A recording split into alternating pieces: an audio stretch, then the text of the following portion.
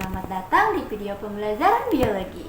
Hari ini aku akan ajak kalian untuk melihat dunia yang kecil ini ternyata keren banget loh. Sebelum kita mulai, coba deh kalian bayangin, kalau nggak ada tumbuhan di sekitaran kita, apa yang akan terjadi? Pasti nggak ada oksigen, makanan, dan juga mungkin kita nggak bisa hidup seimbang seperti sekarang. Nah, disinilah rahasianya. Semua makhluk hidup, benda dan tak hidup di muka bumi ini itu ternyata saling berhubungan, yaitu dalam sistem yang besar yang bisa kita kenal sebagai ekosistem. Jadi, siapkan rasa penasaran kalian karena kita akan menjelajahi gimana sih cara dunia ini bekerja lewat media yang akan saya sampaikan. Yuk kita mulai pertualangan kita. Nah, jadi apa sih ekosistem itu? Singkatnya, ekosistem adalah interaksi antara komponen biotik dan komponen abiotik.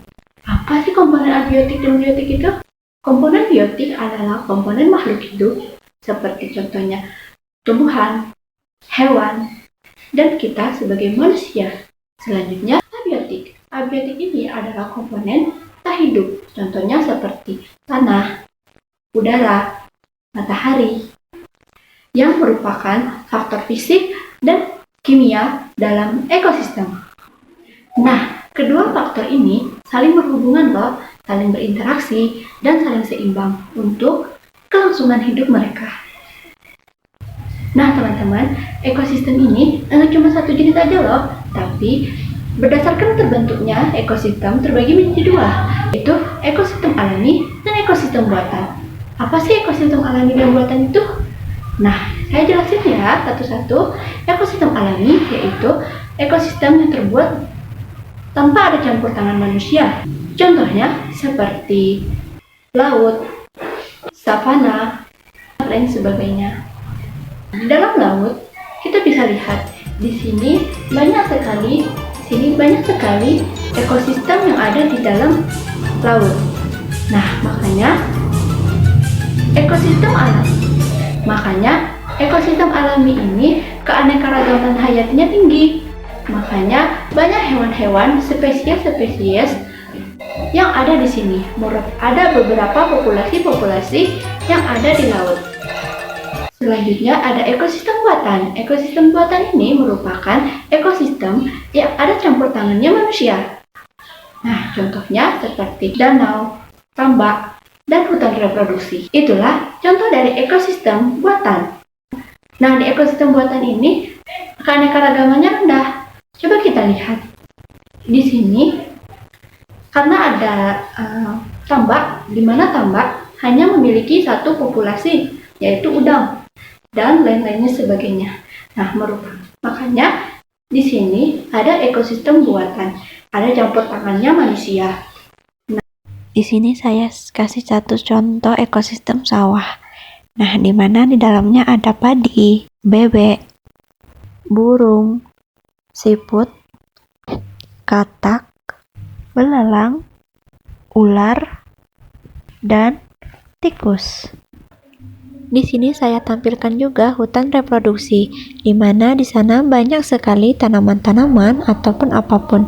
Nah, di sini saya akan juga menjelaskan tentang hutan reproduksi yang sederhana, mulai dari masuknya pasir, terus juga batu-batuan, lalu masukin lagi alat untuk pengairannya, lalu ada akar. Setelah itu, lem bagian-bagian daun-daun pada batu-batuan kecil dan kasih plastik di dalam tersebut, lalu kasih air yang banyak.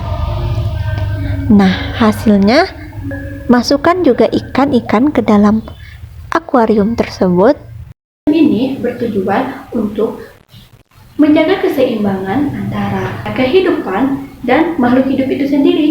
Makanya manusia mengembangkan ekosistem buatan. Jadi dapat disimpulkan ya bahwa ekosistem alami adalah ekosistem yang terbentuk karena tanpa campur tangannya manusia. Sedangkan ekosistem buatan karena ada campur tangan manusia.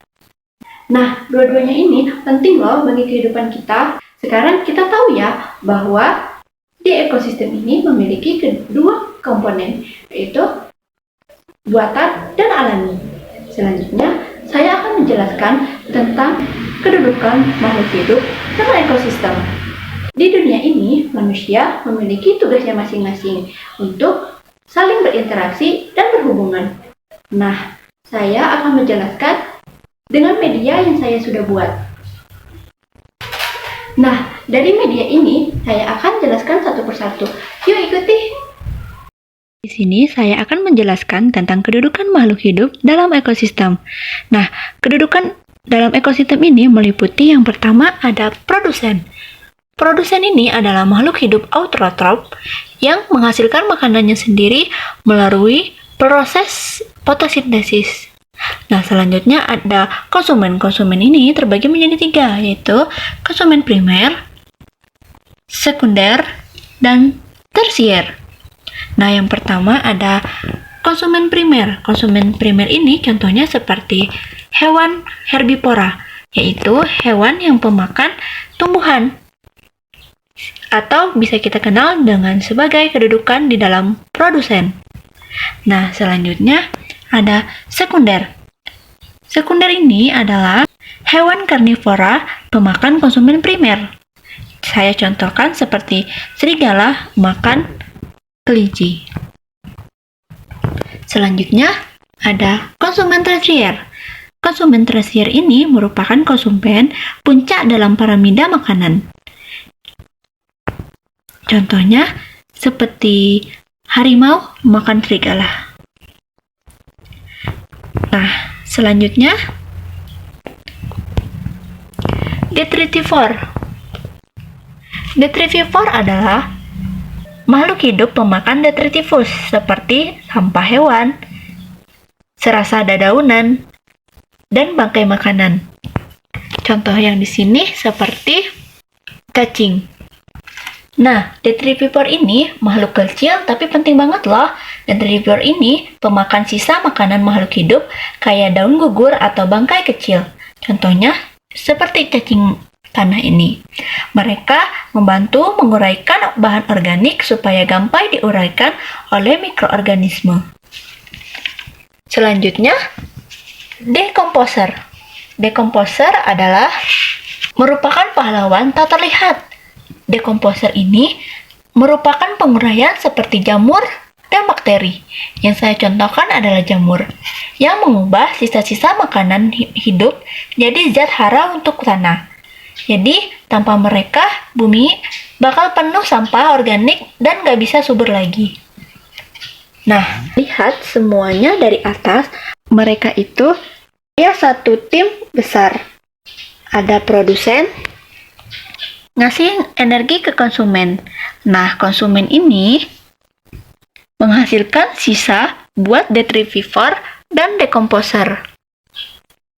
Lalu, tanahnya subur lagi buat tumbuhan baru. Seperti untuk pembuatan dari produsen ini.